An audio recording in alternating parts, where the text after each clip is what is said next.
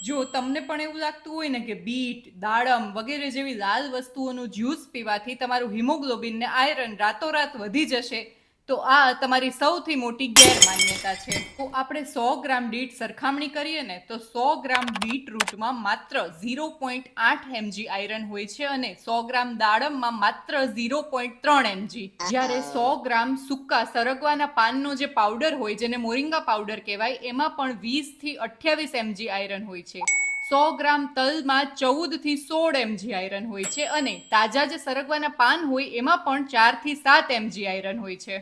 Pumpkin સીડ્સમાં લગભગ 8 થી 9 mg અને બધી જ દાળ અને કઠોળમાં લગભગ 7 થી 8 mg આયરન હોય છે પર 100 ગ્રામ.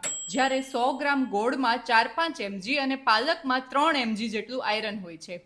તો હવે તમને સમજાઈ ગયું હશે કે આયરનના જે સોર્સિસને તમે બહુ મહાન કે ગ્રેટ માનતા હતા, એમાં હકીકતમાં ખૂબ ઓછું આયરન હોય છે. એની બદલે બીજા સોર્સિસમાં ખૂબ સારું એવું આયરન હોય છે. અને સૌથી મહત્વની વાત તો એ છે કે આયરન કેટલું લો છો એના કરતાં પણ બોડીમાં એનું એબ્ઝોર્પ્શન કેટલું થાય છે એ ખૂબ મહત્વનું છે.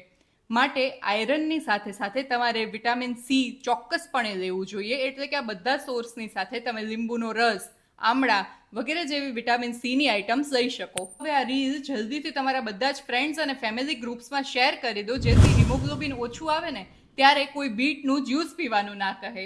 અને આવી જ સાયન્ટિફિક માહિતી માટે અમારા પેજને આજે જ ફોલો કરી દો.